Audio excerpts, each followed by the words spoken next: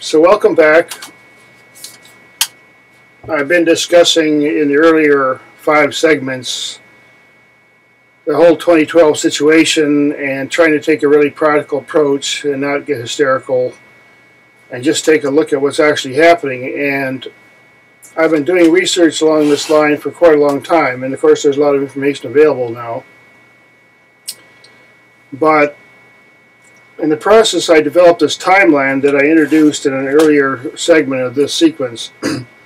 And we're going through a period of time roughly from 70,000 years ago where the geologists have affirmed that there's a huge explosion that happened in the area of Indonesia.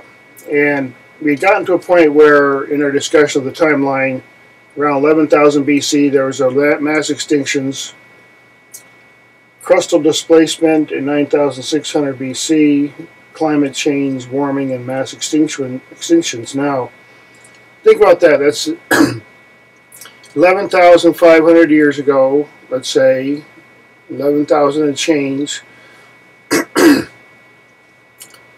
22,000, roughly speaking, is around the time of a whole recession cycle.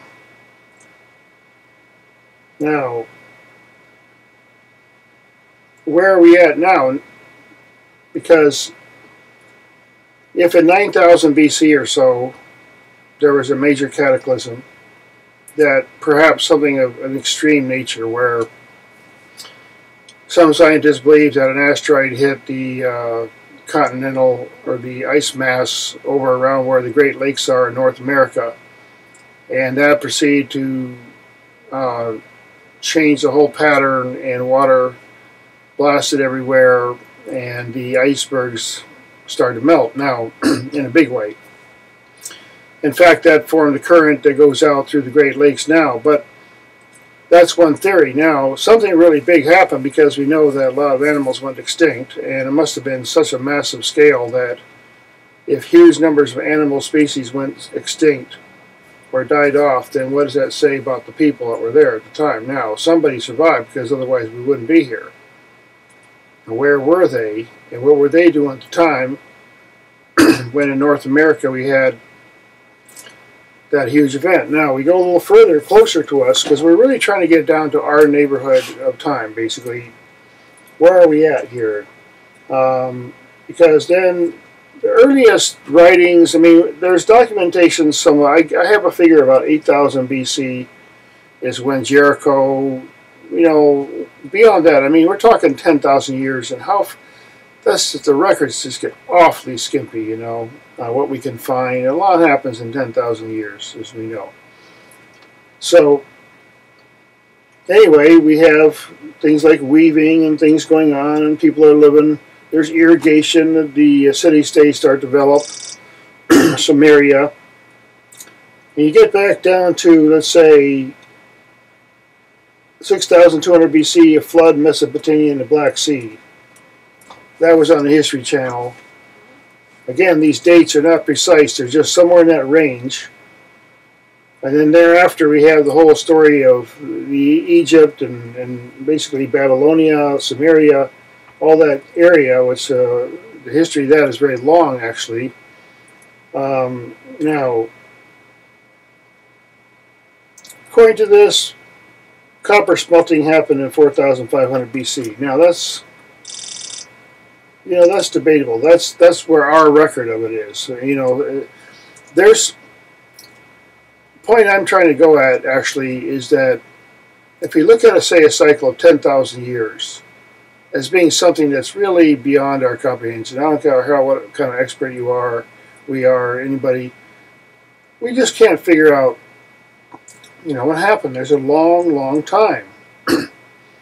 And records are skimpy. So, now, if we say, if we had 10 of those cycles of 10,000, now we're talking way, way back. So, it's very, very difficult for any person to honestly and accurately project 70,000 years ago just based on little pieces of nuggets that we find and whatever. We don't have writing. Even if there had been some kind of writing, like even, for example, our records now in 10,000 years, if they sank below the ocean and they got crushed up, I mean, who could read the CDs? The paper would disintegrate. I mean, they would find our monuments with, you know, inscriptions and dates, and that's about it, you know. They'll find a lot of plastic stuff with a bunch of writing on it. Try to figure out, you know, where we stand here by looking at a calendar and listening to stories and looking at what actually happened according to scientists and geology and so on. Now,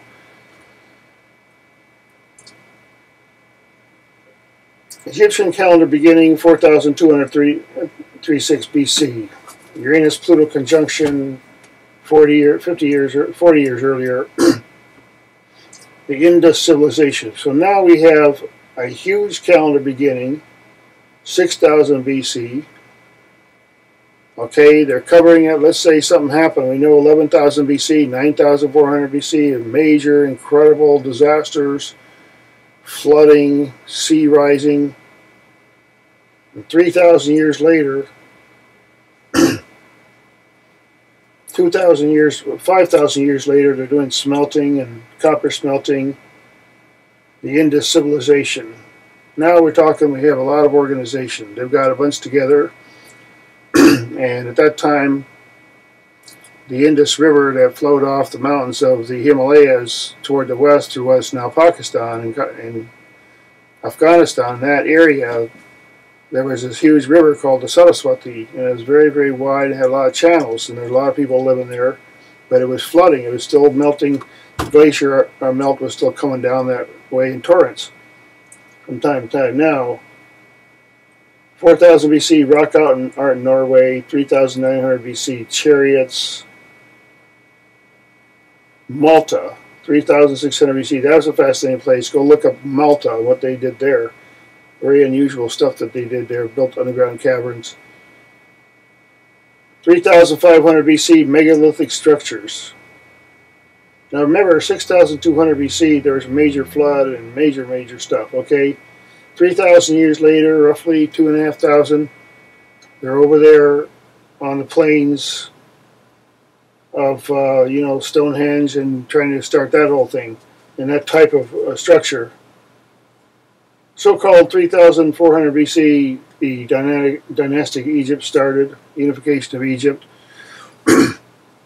Now these big treaties, I mean, this is centuries long, man. This has been going on for a long time, ever since the great disaster in 9,400 BC. Okay, the possible comet hit flood Madagascar 2800 BC. The Great Battle of the Mahabharata was 2800 BC. Holy, around that area, there's a lot of the Chinese calendar back around then, 2700 BC, Stonehenge, again. Solar eclipse in China, 2000 BC, and so on. Now, the end of Sumeria dated 2024 BC, according to the text. There was a war. Now we're 4,000 years ago. The end of a huge culture called Sumeria that lasted,